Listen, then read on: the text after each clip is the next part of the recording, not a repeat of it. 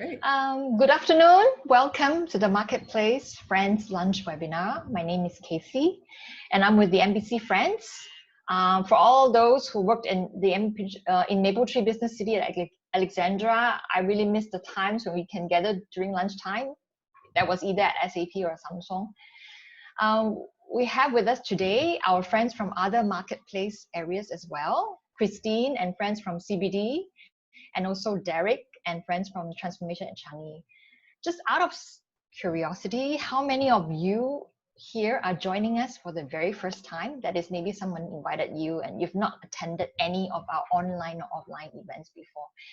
Can you just maybe raise your virtual hand so that we can identify who you are if you're here for the very first time?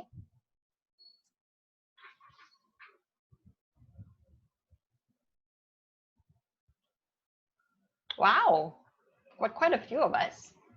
A warm welcome to all of you. Now, before we start, I would like to highlight a few things. Now, if you notice, when you come into the webinar, you are muted and you can only see the speaker and the panelists, but you can't see each other. This is what you will see throughout the webinar. There will be a Q&A session. You can go to the Q&A button at the bottom of your screen to post your questions, or you can vote for those questions that others have posted to bring it up. Or you can raise your virtual hand and we will unmute you if you wish to ask that question personally. We'll try and answer as many as we can. For your information, this webinar is also recorded and will be available via a link, which we'll send out post-webinar.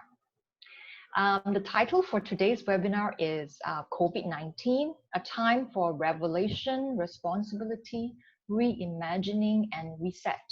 And today we are very happy to have with us Melissa Kwee. Melissa is the CEO of the National Volunteer Philanthropy Centre, NVPC, and her passion is really in community development. Her career is very interesting. She has spent across public, private, and community sectors as an anthropologist, a researcher, educational program designer, and a social innovator.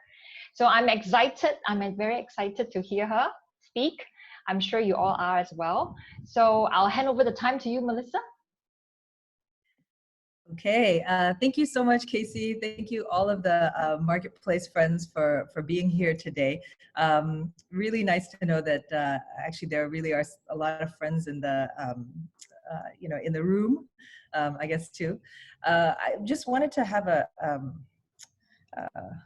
really wanted to thank everybody actually just for even wanting to kind of like ask this question, what is this whole COVID situation about? Because I think, as we think about it, I was telling my team 3 things that we really require at this time. 1 is a sense of perspective, 2 is a sense of purpose, and 3 is a sense of humor, because there really are just so many crazy things like happening, every single day. And I feel like we're kind of coming out, of that, period of where it felt like almost crisis actually for a while, and kind of stabilizing a little bit. But in all of this experience, I've just really been asking, God, actually, what is this whole thing about? And so I just wanted to share a couple reflections, with you today, not really as anything other than just what's really been put on my heart, around this. So let me try and figure out how to share the screen and maybe get us started here. Okay, can we see the screen? We're all good. So my topic is on the time for revelation, responsibility, reimagination, and reset. And I thought maybe what we could do just to kind of kick us off, okay, there we go, is just first take a moment to pause. Because I don't know, where you have been this morning or what you're going to be doing afterwards, but, I'm kind of sandwiched between two things. I had an office orientation, and then I have a talk to give later on, like this project we're doing with IMDA on sort of like social innovation. So my brain is kind of like a little stretched right now. And I know that God tells us to just be still and know that He is God, not us. and it's so important just to do that. So I'd like to just take like a minute or so just to have us just take a few breaths and just be thankful actually for where we are right now. And just be present. Just want you to maybe take a few minutes or a few moments to just think, what is one thing you're really grateful for today?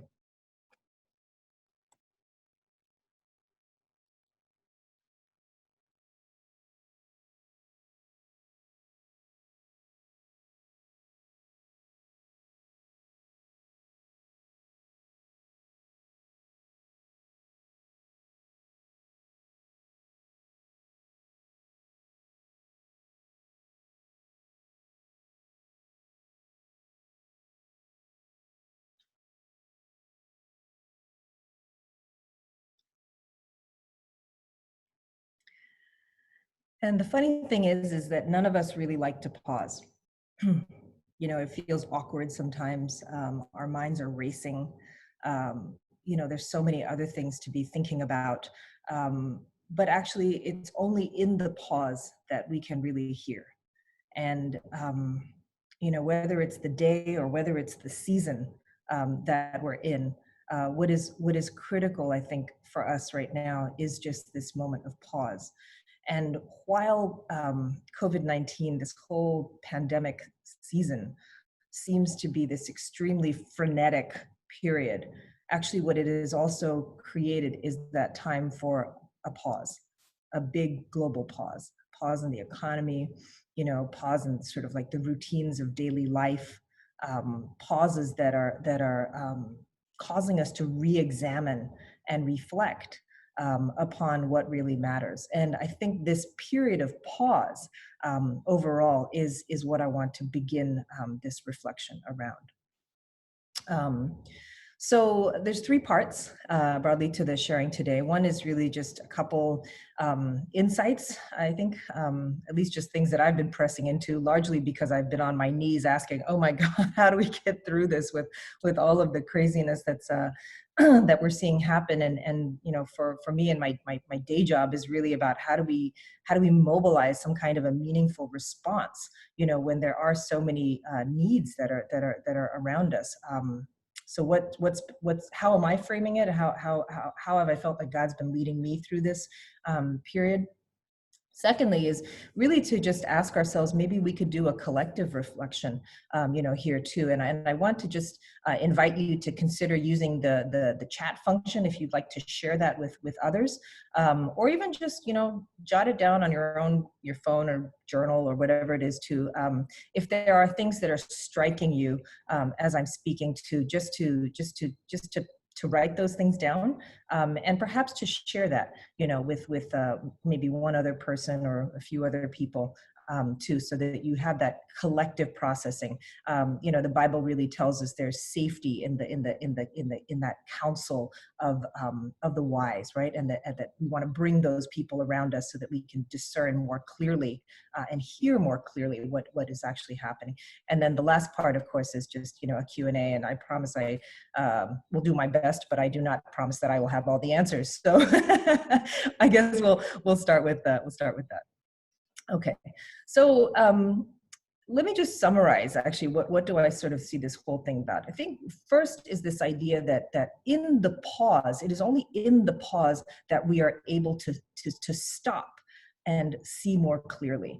So COVID-19 is actually an opportunity for us to see more clearly, to reveal certain things about society, about businesses, workplaces, families, you know, ourselves, that perhaps in the normal humdrum, ho-hum, you know, busyness of life, we miss. Second, really, is this idea that if all these things are being revealed to us, we now no longer have the veil of ignorance. So we cannot do nothing. Actually, there is an opportunity for us to actually take action and to respond as a result. And that's this idea around responsibility. In the Christian context, the word that has really struck me very deep in my heart is actually repentance. Really repentance in the sense that there are so many things that perhaps I could have done, you know, or maybe things that actually I did that weren't helpful, you know, that were maintaining the challenges and the problems that sort of now have been exposed. And what do I need to do there? I need to take some ownership of that and say sorry, and that repentant posture is also something I've been really reflecting on a lot too. I think in a more secular context, you know, one might consider that the notion of responsibility. But it requires a heart change and a mind change in order for it to truly be sustained. And then the last part really is that once we've moved ourselves with this new awareness, with the sort of desire to act, then how is it that we can then reimagine what life looks like in this new normal, this post-COVID future? And that's where really the power of our imagination is so important, and to really just unbridle that, to unshackle, you know, our sense of possibility, and really reimagine what that future looks like. And then I think what that leads to, you know, after this is a reset. Okay, so you know, when COVID first happened, I think you know, we were all joking, right? It was Chinese New Year, and people are putting masks in like ang baos and haha, isn't that funny? And all these like, you know, hilarious memes and things like that going around. You know, and then you know, and then it really kind of got serious because people were realizing that, hey, you know, maybe this is actually a little like more deadly and not just like this big joke, or people overreacting. And then we had like, you know, rushes at grocery stores and, you know, all kinds of things happening, you know, there. But at the same time, you know, I want to emphasize too that what we need to look for is what is the best. What is the best that has also been, you know, revealed to? So it's a revelation of both the best and the worst of us. So I think the key revelation here is that everything that can be shaken will be shaken. And the Bible tells us that anything that isn't really built upon like the Word of God, that is really strong and solid, that's built on principles of righteousness and justice and truth and goodness, you know, is not going to stand. It may stand in the short term, but really it will crumble. You know, in the face of, well, now we look at like COVID-19, right?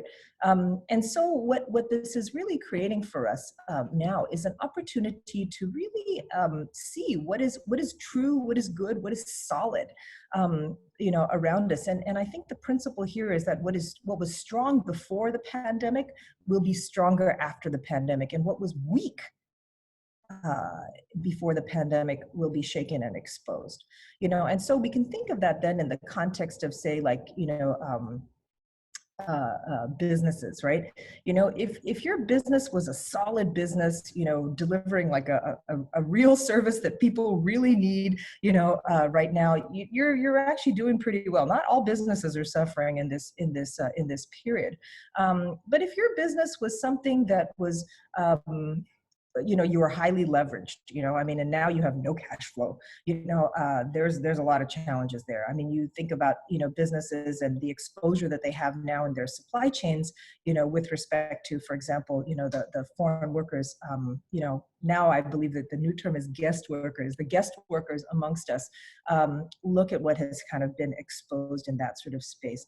Or you might think about it in the context of families. Like, some families are just so grateful. Like I have friends who are sort of, almost empty nesters who are like, oh my God, it's so great. We just get to like hang out with our kids all the time before they like, leave and go off. And, and we get to read together, and we get to do all these like conversations. We do like, devotions at night, and, all of this kind of like stuff. And, that's the wonderland that some families are in. But, I mean, I speak with a lot of friends too who work in crisis centers, and who are receiving calls of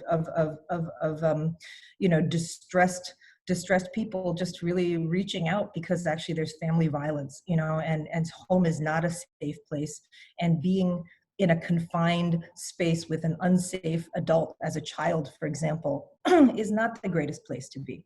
And so really, and likewise with friends, I mean, those of us who have been able to kind of reconnect, whether it's with your college friends or old work friends or, whoever that happens to be around us, right? If those friendships were true and real, and like, people whom you had a heart connection with, reconnecting with them now is a great joy, but if all of your friends were transactional, if all of your friends were people that you just were kind of getting something from at some point, then there's a gap there, right? So really this idea of what was strong will be strengthened, and what is weak will be shaken and exposed. So that's the revelation. And so, this idea of just revealing the invisible,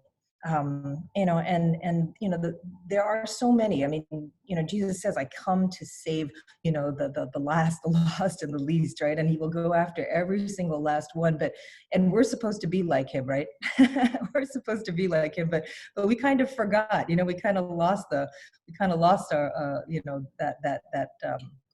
that focus, in some ways. And there really are so many different groups that have just been off the radar, whether that's, people who are, the 85-year-old, auntie living by herself, or, the 85-year-old auntie living with a, 90-year-old, diabetic patient who's an amputee, who still, is not able to kind of like, shower himself, and so you have all these kinds of challenges of different families that are experiencing difficulties during this time. But like I said, there's also the best, right? There's the best of us that's also coming out. And we're really asking ourselves, well, what's really essential? Like essential workers right now, that's a new fascinating term, that we're using to describe what is, largely, frontline, often gritty, dirty, difficult, kind of work. But we do see Singaporeans coming out and, mobilizing their families to say thank you, mobilizing and sharing food, coordinating meals across the island. Like how wonderful that is. And of course, artists have then said, hey, if I can't perform, in my normal venues, well, maybe I can take that online. SSO has done that, different artists and hotels, opened up their rooms. Of course, they're getting paid too, but there's ways in which everybody is now chipping in to just help someone else in need.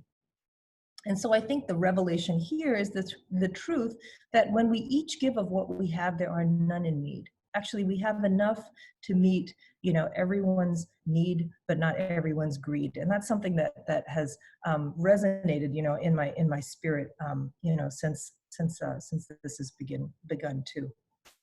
I mean, just even at NBPC, we've seen 10, 15 times more volume actually, in donations actually too. So that generous spirit actually of Singaporeans is really coming out.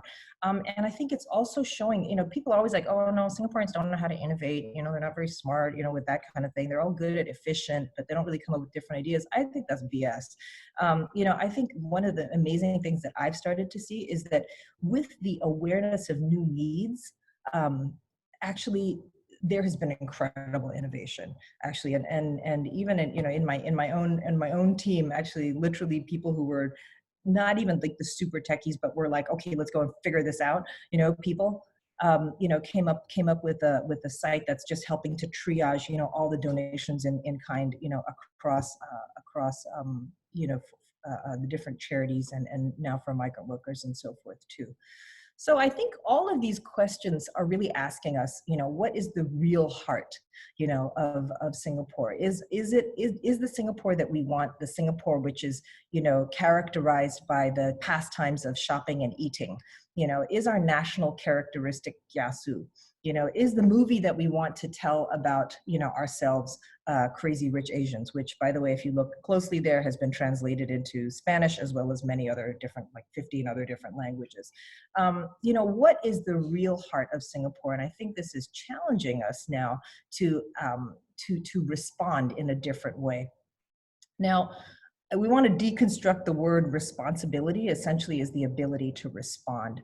And I mentioned earlier that a sense of purpose, a sense of perspective, and a sense of humor is actually really key at this time. And I think the idea of responsibility is that which helps us both overcome that sense of overwhelm. Oh my gosh, the problem is so huge and difficult, that sense of hopelessness or even helplessness. What can I do?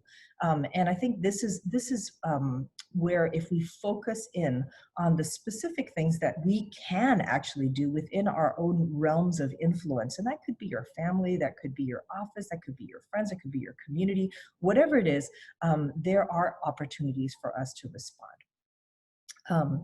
And so what the question to ask is, what does this mean for me? And then collectively, what does this mean for us? And we talk about this a lot, this idea that, complaining is fine, but once you complain, you give up the right to do nothing. Actually, because what we need are citizens who will say, hey, look, it's not about who's wrong or who's to blame and, blah, blah, blah, blah, blah, blah, blah, because that goes nowhere.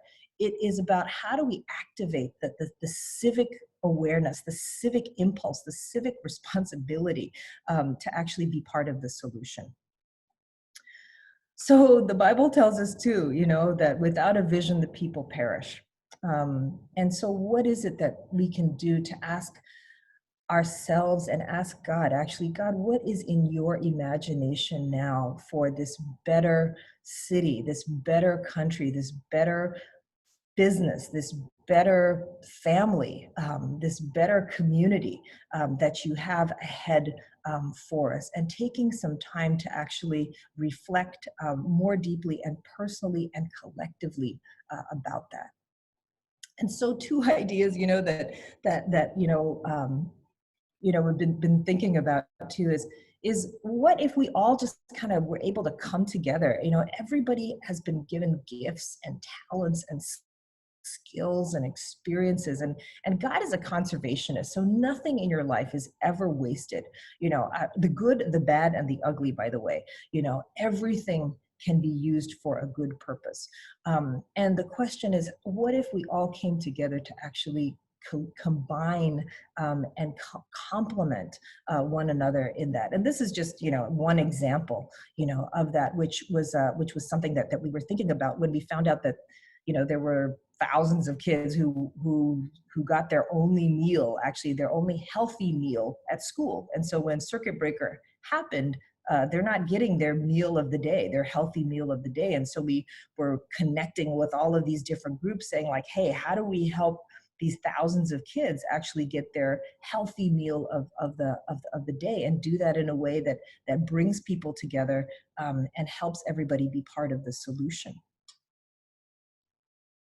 Another thing that we've been thinking about is, just using this spirit of creativity and innovation to ask ourselves, hey, we're dealing with this situation now, which is trying to contain and manage the pandemic in the guest worker accommodations, right? But the issue really isn't about the accommodations.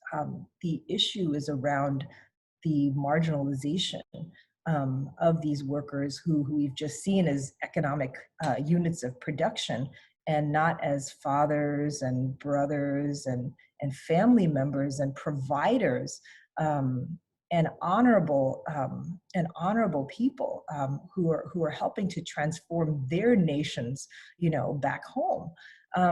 And what if we could actually recreate, a different kind of a community that we would engage them together, with too. So this idea that now, and it's amazing, churches have kind of come forth to say, hey, look, we'll adopt dorms, and we'll make sure that they're fed and cared for, during the circuit breaker period. But what if we move beyond that to actually find ways that employers and dorm owners could also be responsible, in this context too. Yes, there is an element of who did what not quite right, in the past. There is a justice element that needs to be addressed, but God is also a God of mercy, and so how do we balance both justice and mercy as we move forward with this too? Okay. Oops. There we go. So some questions I'm asking myself, and where do we need to rebuild trust? Because change happens at the speed of trust. And what commitment can I make to love better? Actually, God asks us to love God and to love our neighbor as ourselves. How do I do that better? And I'm asking myself, how do we gather groups of other-centered leaders across the different elements of public, private, sector to again reimagine and redefine, what a good life really means. And so I just want to invite you, maybe to take a breath, at this point, and ask yourself actually too. And I'm literally just going to kind of be silent for a few minutes now, and I'd just like to invite you just to take this, say, 5 minutes right now in your day to actually just ask yourself, what need that I've observed, that I've had the privilege and the burden to observe, what need is speaking to me? What need is speaking to you?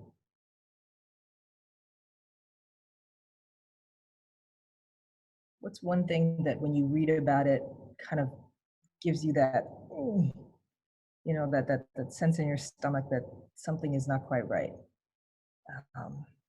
Not whether you can do anything about it, but what is that need? Can you sense that? Can you listen to that? Can you name that?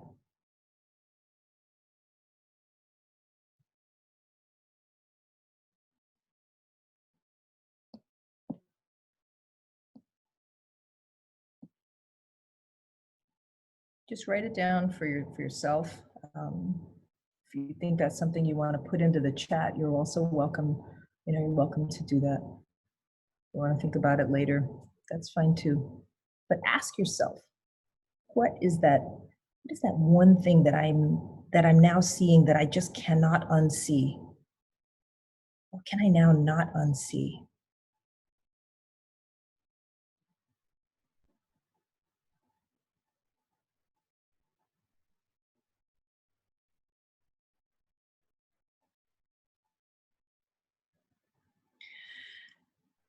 And then I want to ask the question, what gift do you have that is being called forth at this time? Now, remember I said that God is a conservationist. He doesn't waste anything in your life. If you've gone through difficulties, it's so that you can know what it means to overcome, to struggle and overcome. If you've been blessed with incredible things that you may think you don't even deserve, that's also for a purpose. If you have a passion that, just turns the lights on for you, that somehow, amazingly other people also appreciate maybe too. What is that gift? What is that experience? What is that resource? What is that skill? What is that network? What is that unique knowledge?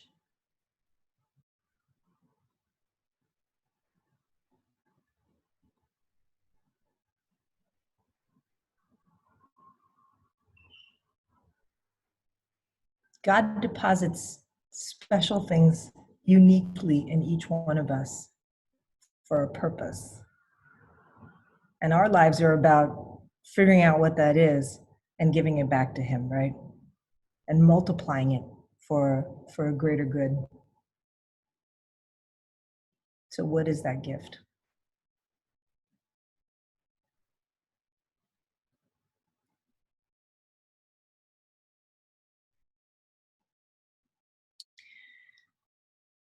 And lastly, what is one action? Not the huge blueprint, not the coordinated three-pronged strategy, but what is one action that you could take in response to this? I think a lot of times we get overwhelmed. We think we need to have the whole picture, clear. And, if you have a team and you're supposed to be telling them like, what's going on and the rest of it, people are looking to you for like, whole plan. And I tell them all the time, like, I don't have a whole plan, by the way, but what is it about, the situation that you can get one point of clarity on? Right now, there's a lot of opacity. There's a lot of things we're not clear about, many things we don't know. But what is one thing? What is one thing that will be an anchor in your soul? What is one thing that will turn the light on in the darkness? What is one thing that you just can and must do in response? What is one thing?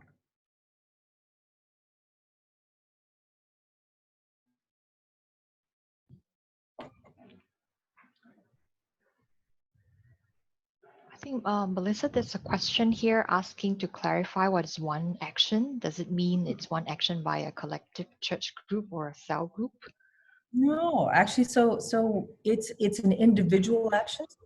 One thing that you personally could do. So you could do that. What you could do is you could speak to someone else in your cell group or, church group or in your neighborhood or in your friend, amongst your friends and things like that. But what is one thing you personally could do to advance that is the question. Because I think sometimes we're overwhelmed, we're thinking, oh, we need to know all these other pieces and but actually what we need to do is be able to take some action ourselves. So what is the one action we can take ourselves? And it could be to connect with other people in that context too.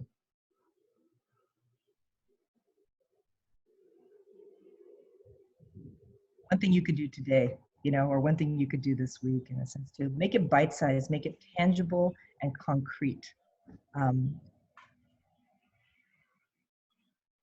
And I think that the idea is to how do we do something that actually overcomes the inertia or the sense of overwhelm or hopelessness even, sometimes that we feel when there is just so much happening around us. So these are the three questions. What need is speaking to me? What gift is being called forth from me? And what is one action I can take in response? I think we've got quite a few responses on the chat. Maybe I'll just highlight some of them to you.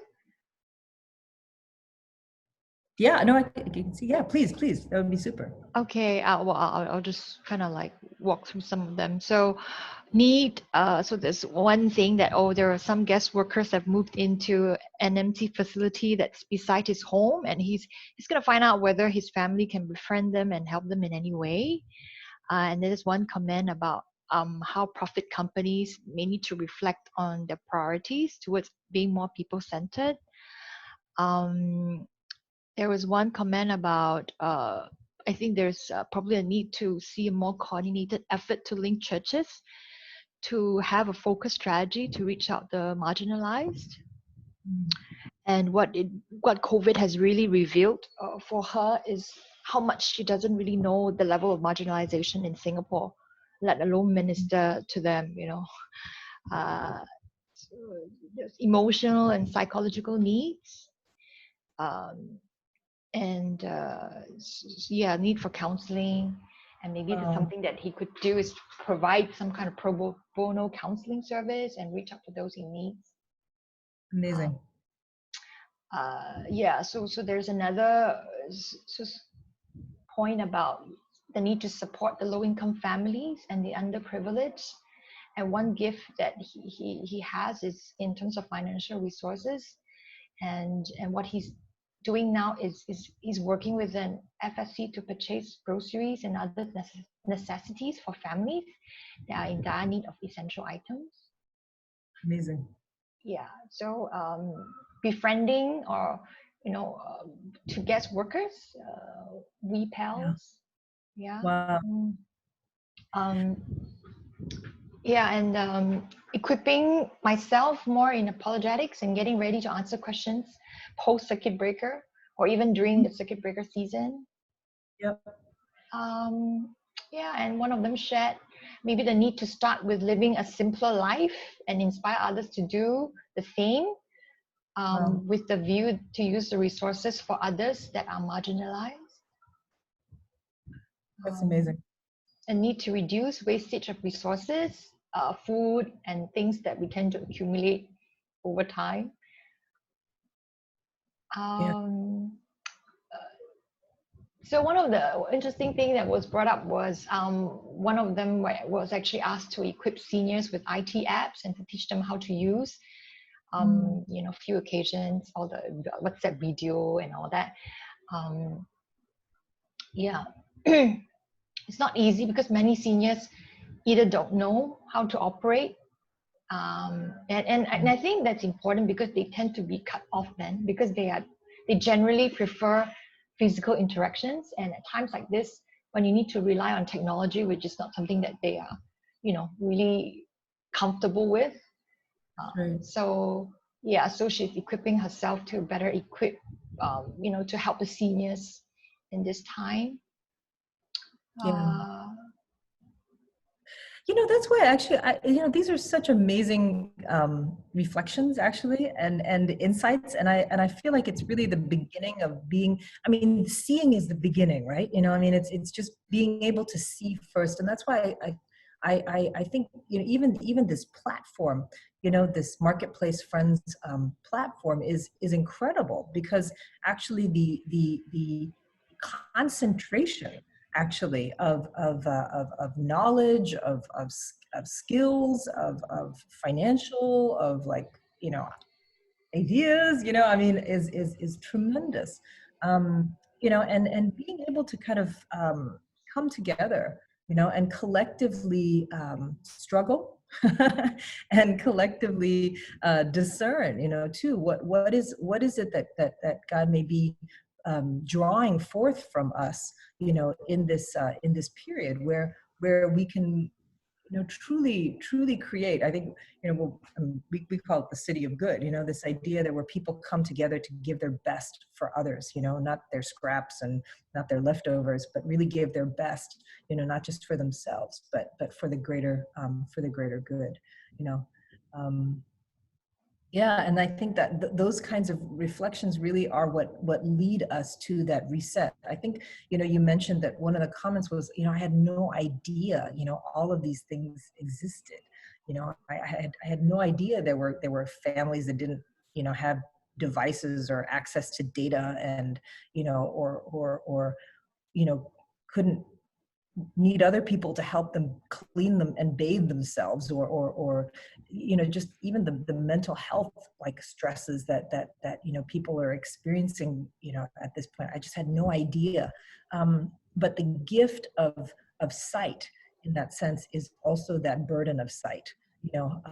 But I think the burden can be a joyful burden. It can be a glad and even uplifting burden, if that sort of makes sense. If we know that actually God loves everybody more, And our job is just to hear what is our part to do in service of that. Not every part, because nobody can do every part, but if everybody does their one part, everybody does their piece, then it is truly that body, of Christ that comes together, the body of people that come together to actually create that better post COVID-19 future. Yeah, yeah. I think that's it. I didn't think I have any more slides. Okay. Maybe Yeah, so I think that there's quite a lot of comments in the chat window. But I also invite the participants to ask questions if you could on the Q&A window, so that we could sort of answer as many as we can. Yeah, absolutely. I just love that. I'm kind of getting into the chat. I've stopped sharing my screen, right? Yeah. So now Okay. we're just seeing you in person. Yeah. Okay, that's great. I'm like such a Luddite, but it's so wonderful just to actually see, the different points coming out in the chat and the different questions that are coming out there too. So, I think consider it perhaps the beginning. I mean, I think Christine asks, how can you leverage even this network for collective impact to instigate change? Absolutely. What an amazing opportunity, and no compulsion. I mean, I think it's really, like you said, it's love of God that compels us only. So there's this question about the elderly staying in one room flats in Red Hill areas. What are being done for them during this circuit breaker period? Yeah, so I think like I said, I don't know everything, by the way. But I know for I know for a fact, first of all, there's those who are known by the agencies where they visit. So for example, those are the people who go to the senior activity centers. Those are the people who are known by, like, AIC, they receive, regular services, or whether it's befriending or activities or, medical support and things like that. And then there's a group that are kind of like a very small group, but they're just not connected. And this is actually, people are always like, oh, so what about those people that are just, literally living by themselves? Their family doesn't contact them, and maybe they're not mobile, so they don't go out and they don't go and like connect with people, and then people kind of describe and complain. But actually, to me, when I look at something like that, I actually think the last line of defense for this is actually their neighbors. Chances are they're going to be living next door to someone, somewhere.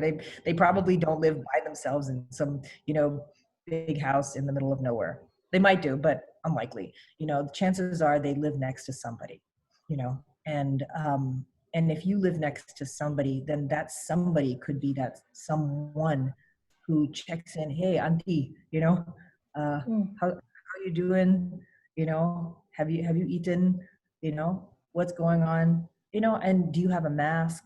Do you have food? Do you have food? Do you have groceries, or is there anything that you need? And I think that this is where you have the structured services. You have what they call the ground up groups, the more kind of like community, neighbor-based, types of things, happening to try and meet that need. And then even without being organized, then the question is, can I just as a neighbor be interested in people who are around me too?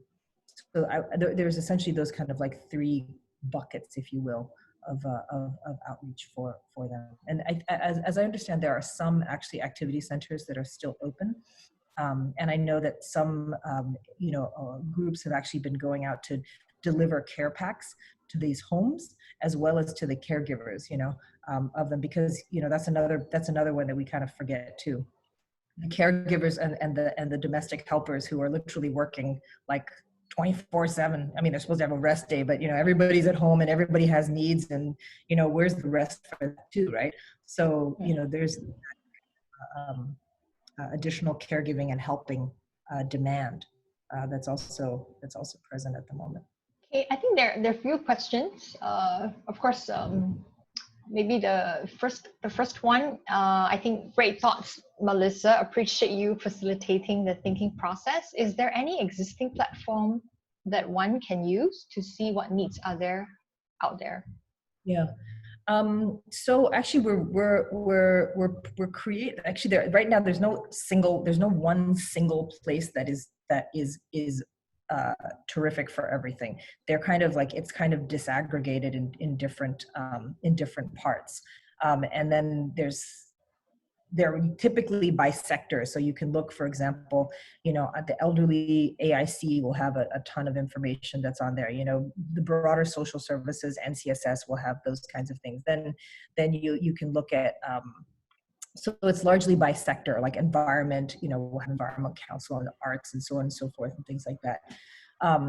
Then you will typically have it tiered by, these are the policy issues, these are the sort of like organizational, these are the sort of operational kind of like issues that are out there.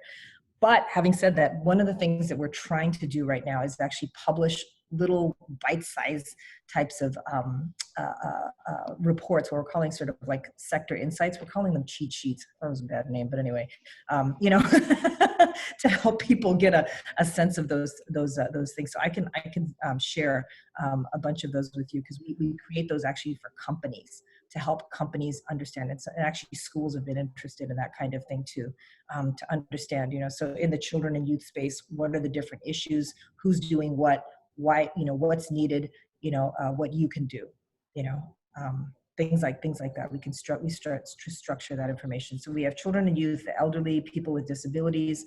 We have one on mental health, the broad nonprofit sector coming out, as well as on food waste, food sort of space. So sorry, that's not a great answer, but yeah. Oh, there's a question that I'm sure you can answer. It says, how can we come alongside with the National Volunteer and Philanthropy Centre to render our assistance?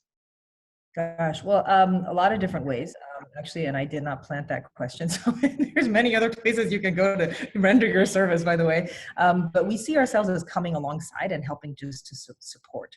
As an individual, there's basically like there's the giving.sg, which is you can, if there's a cause, that you feel strongly about, go raise a campaign or go find out how you can volunteer, with them on giving.sg. That's one. I think as a company, you have the company of good community, that is basically the companies that are figuring out, like, actually, how do we create more relevant and impactful work actually through our corporate giving, whether it's, and it's not just volunteering and charitable donations. It's actually really thinking about actually how do we operate as a business, and how do we create shared value actually as a business, as part of our strategy. So that's company of good side of things. Then if you are looking at, say, for example, board service and things like that, there's something called the Center for Nonprofit Leadership on specific issues. So for example, on the migrant worker one, we take up specific issues at times, and we bring together multi-sectoral stakeholders. And we've been doing this actually with this Community Foundation of Singapore actually too. So business, government, the nonprofit sector, community comes together to try and like wrestle with, a particular issue. So one we're planning on actually doing, now is actually on our guest workers, so that's kind of like the next piece around that too. But I guess if there was something, there's a lot of different things as people, as organizations, as leaders that one can be a part of. Are you considering to create an e-marketplace to bring together skills and services into a common platform for good? We would love to, actually. So, so this is what we're studying and trying to figure out right now, actually, with giving.sg, because I think we're doing okay, on the donation side of things, but it's meant to be an integrated platform. So it's not just about money, but it's about your skills and your time and your talent and everything too. So that's actually where we're in the process now of thinking through how do we do that volunteering bit, better. So that whole, like you said, the sort of e-marketplace is giving.sg, but it's sort of like the next evolution of. So if anybody has any ideas, I'd just be more than happy to kind of chat further on that one. I think for this question, next. Oh, Yeah. sorry. Oh, Christine. No, I thought I'd chip in because we have this amazing network here. And to what Melissa was saying, that, you know, coming together to actually solve some of the issues in the community that have been left aside because other bigger, so-called bigger issues are being chased by government or by big institutions. I mean, if the various nonprofits, if based on our research, and we know that there is a specific area that needs help, which people from different industries, like people in this marketplace group, and if we were to do a public call for volunteers to come in to forming that collective impact group, you know, would this group even be willing to put up your hands for such an effort? So to what you're saying, Melissa, about trying to find resources and skills, perhaps one way is to have a very specific call based on the need that has been researched, and we need people on the ground, either for the roundtable as leaders, or basically to add on to the skill set that is required. You know, it'll be interesting to know how many in this group would put up their hand for such a public call. Yeah, I mean, I think the first step, you know, is really just sharing the information. So, you know, because, you know, there are just so many needs that are out there. And actually what I think always works best is when people kind of connect to that which is truly resonant with them, because it's when their calling in a sense is activated, and then they're more prepared to sort of stick it through when, you know, things don't work out, or like, you know, it's very difficult, or you end up you end up having the struggles that we all do, you know, when we want to try and get something done. You know, and so, you know, forming that commitment group, if you will, you know, is kind of what comes from having people who feel called, I think, to a particular need or a issue. I'm thinking that. I think the other question, which I thought was interesting in the Q&A, was how can we sustain some of the ground up innovation to make sure that we don't lose them and build them up for a more sustainable impact in the long term? Yeah. So I think there's a couple things. One is it's really trying to foster this innovation. So, like, you know, as you kind of like can see around us, we have these various, you know, innovation challenges. Design Chambers got one, and US is coming up with one. We're doing one with IMDA. And I think the idea is to foster that, but then to help people see that there is a broader ecosystem, you know, within which this all exists. And that's where the imagination part, I think, is so important, because if we can see how all these pieces are actually all connected and how they can complement one another as an ecosystem, rather than just be a, you know, a good initiative that's in Topaio, you know, or something that's just for financial accountants or something, you know. But if we can start to see how all of these pieces across the sector, like when you talked about that sort of, you know, marketplace for, you know, I think that's one dimension of it. But I think the other dimension of it is actually coming together to actually collectively reimagine, you know, what does good look like actually when it comes to having guest workers in Singapore, you know, and from the different dimensions of it, from a policy angle, from a, you know, a business strategy, you know, or HR policy angle, from a sort of community integration angle, you know, from all of the different perspectives, actually start to fill out and imagine that better future, that better picture together. Because once we have the same picture at the end of the day, then everybody can kind of go about, you know, doing their part of the picture, you know, but hopefully doing so in a way that is cognizant of the other, cognizant and valuing, you know, of the other parts that are out there, so that we can actually be a lot more complementary, rather than just in sort of like a, you know, what they call a spray and pray kind of like approach. I mean, we should still pray. Maybe we'll have time for just one more question. Is there one you really would like to look at? Yeah. Some of them are similar, but okay. In charity work, there are some who may share principles and purpose, as you have voiced. Others may be acting and speaking from other motives. How do you work with them? For example, there may be some, or not all, who criticize the government on guest or migrant workers. Yeah. And they seem to be keener on scoring political points rather than actually helping. Yeah, I mean, like I said, right? I think, so I always tell my team too, I don't mind dissent, I don't mind complaints, but once you complain, you give up the right to do nothing. So you don't complain, come, let's go do something about it then. Let's go figure it out, right? So, to me, it takes all sorts to make a world, right? And I always, we got to recognize we're all different and we're going to have many differences, and sometimes those differences become reasons why we don't talk to each other, or we judge one another.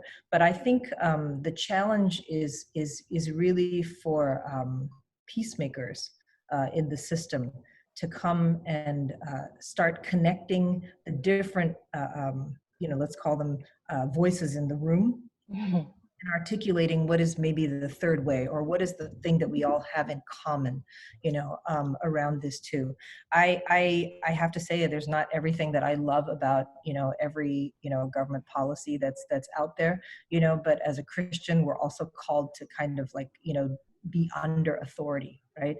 Something I have a hard time with, but we're called to be under authority, which means, also praying for and supporting our leaders, and asking God to actually guide, them too. So actually, that's been one of my personal kind of like prayers with this too, is that, how do I kind of come alongside to kind of like help and support, so that we can bridge some of these differences. I feel like there's such a need for this peacemaking role, this kind of like bridge, what we call bridge building leadership, to help us actually see what is the common, the commonality that we need to draw people, towards. And frankly, the people who are just out there to sort of like, complain and complain and complain, eventually just, complain themselves into oblivion. So I, because they don't do anything, right? So, I mean, carry on, whatever, yeah, that's my view on that.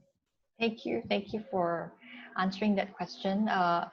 Yeah, we may not have the time to go through all the questions, but maybe one last question, maybe whether Derek or Christine may want to take one question on any suggestions as to whether the church can have a different approach to COVID-8 as compared to the secular organizations or non-profit organizations. If I may, can I ask Melissa one question then? Is it okay? All right. Melissa, so the entire talk is based on the premise of being in the pause, being still before God. This pandemic will end, and eventually, a bit incrementally, things will return back to some form of normalcy. So which means we will unpause eventually. So I would like to seek your opinion, and in your perception, right, what does unpausing look like? Or rather, the transition to the unpause, what should we retain? How should we unpause? Yeah. Actually, I think that is important. Yeah, that's such an important question, actually, because, the last thing that I want coming out of this is for us to learn nothing. And for us to go back to all the things that we, were doing before that did not serve us and did not serve society or the environment, that created, frankly, the mess that we sort of like see. And to me, that's the definition of wasting the crisis. And so, for me, I think it's just to re-examine the rhythm of our lives. The fact that we are so busy rushing, we have this God of like productivity, but it's really just an idol. Because we get so busy doing all the things which not really necessarily that important. Hopefully after COVID, we've clarified, some of the things that actually are important. to us, whether that's spending time with your family or your friends, whether that's just being of service to others, understanding what the needs are around you, and being response able, in those contexts. Whether I think as Christians we've allowed ourselves even to ask, what is my culpability, in all of this too. And once we know what part of the problem we have been, as Christians, we repent, right? We say sorry, like this is not right before God. I've had other gods, before me that I've thought of as being more important, than actually just pursuing God, right? And that is the conviction that hopefully helps us to change. And we don't do it by ourselves, right? We ask the Holy Spirit to kind of help and lead us and guide us because we're so blur and useless in some ways, but if the Holy Spirit can guide us, then he will do that perfectly, and we will not go back to the old bad normal, but we will be able to then, use a godly imagination to imagine what does a kingdom, what does a kingdom economy look like? What is a kingdom business or workplace look like? What does a kingdom family look like? And if we can, what does a kingdom church look like? Maybe this is church, by the way, I don't know, but like, what does that look like, to allow God to shape us in our imagination too, so that we're led forth by that after this pause, and we don't just kind of go back to the things that did not serve us or others before.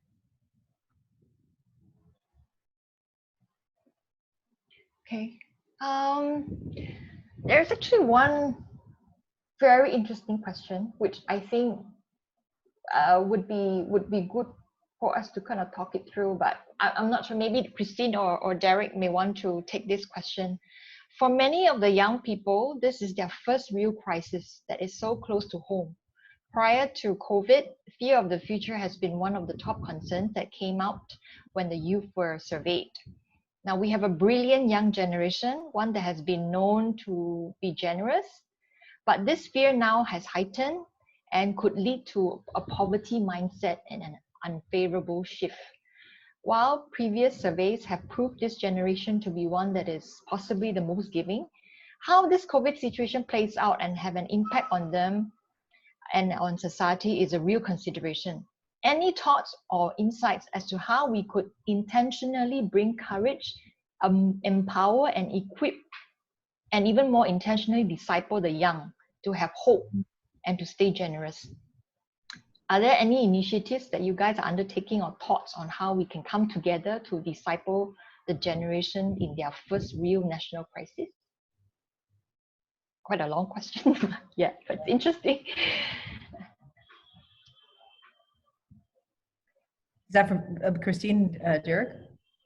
Yeah, well, I mean, any one of you can take this question. It talks about, how can we intentionally empower this generation who probably, it's the first time that they're really going through a crisis. Yeah. I think there was also, I think there was this other question about how the churches can do something differently. And perhaps if we take those two together, that within the church network, there are so many youth, and there is, a youth, there's youth work that's being done there to disciple the youth. And the question is whether we are, as a church, be able to leverage this situation and make that an open dialogue first for our youth in churches, to at least distill and to process what has been going on, and then to form their views as to how they can help the community be more sustainable in the caring and the loving. What is their role, and how do they see themselves in terms of their career and the future, and the kind of leaders that they will be to bring the kingdom economy or the kingdom company that they will be leading in future. So I think this is an amazing opportunity for the churches to come together to do that, or even at each church level to leverage this, to just start to shift mindsets from within. And then we can talk about, a bigger movement. But I suppose also within, the community groups, for the youth groups, there are possibilities there as well for the young leaders to come together and have a dialogue, of how this experience is going to shape their worldviews going forward, right? Thank you. Maybe I'll add on this. We live in a world where we are more connected than we've ever been. The internet, web connectivity connects everybody, giving us news, personal insights, personal wisdom. So there's a lot to take in. So I think the new generation today, and including us as adults as well, right? We're just overwhelmed with information. And don't get me wrong, none of this information is bad. But how do we use that information? How do we allow God to shape our imagination? I think that is key. So maybe I'll just share a quick story from Acts. Paul was about to set sail to Rome. They were stuck in New Haven.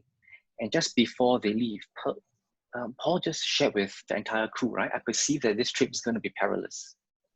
But what did the centurion Julius do? He said, okay, let me listen to the pilot and to the owner. So the centurion listened to the experts and the leaders then. And then scripture tells us that majority decided to set sail. So which means now they're listening to the majority. More people think that they think that they should leave, and therefore they leave. And last but not least, in that story, it is also said that when the wind started to blow gently, they decided to leave. So people listen to the situation as well. So people listen to leaders, to experts, nothing wrong with that. People agree with the majority because the majority wins. And the third one, situation. So in a situation like this, where the infection counts are low, where it seems safe to open up again, and we decide, okay, it's time to unwind. But really, are we like Paul? That's my question to myself. It's a personal question. Are we like Paul, perceiving instructions and wisdom from God? And that would be the lesson that I'll teach my children as I disciple them too. You can listen to the experts. I think you should just read about it, understand, listen to what the majority has to say, look at the situation, be aware, be situationally aware. But ultimately, how does God shape your imagination? How does God guide you? We have to seek the Lord. How do we unpause? Go to the Lord. Seek His will. I think this inner desire should be there. And of course, I always trust that the Holy Spirit will guide us to our innermost being and give us the direction that we need to take. So for all youngsters, middle-aged people like me, the older generation, God has the answer, and therefore we put our trust in Him. That's how I would answer the question. Yeah. Thank you, Larry. So I'm aware of the time. So we were like hitting 1:10. I think it's time to kind of wrap up. I'm not sure, Melissa, do you have any closing comments or anything that you want to just wrap up? Jen, a thought actually, just building on Derek's response and Christine's response actually too, around how we engage younger people and bring everybody to the table. I think what COVID has shown us is that we didn't have many people at the table. That a lot of things were being decided by people who knew best, and we kind of let that all happen. And there were many things that we didn't see and that we didn't know, and maybe that also includes kind of like the voices of young people too. And perhaps if there's one other thing that God is at least reminding me right now, other than just to listen to Him a lot more, and not listen to myself and is actually just to ask myself continuously, do we have all the voices at the table? Because we're all God's children, and He speaks through all of us, and in that sort of safety of the body coming together, actually that's where wisdom is discerned. So just including the voices, the different voices at the table. That has been a good thought. Anyway, Okay. so Thank you for answering the question. So there's just so many, such an active chat conversations that's like screening through right now. I mean, there are a lot of people have a lot of good comments, and we apologize if we're not able to answer all your questions. But we would like to wrap up the webinar for today. Thank you for joining us. Thank you, Melissa, Christine, and Derek, for being here as well. We will be sending, after this webinar, we'll send out a link. So if you wish to access this webinar, you can do so. And do keep a lookout for the next lunch webinar. We are planning one for in the month of June, so we'll keep you posted. All right. Thank you, everybody. Enjoy the rest of the day. Thanks. thanks. Bye-bye. Thank you, everyone. Bye. Thank you.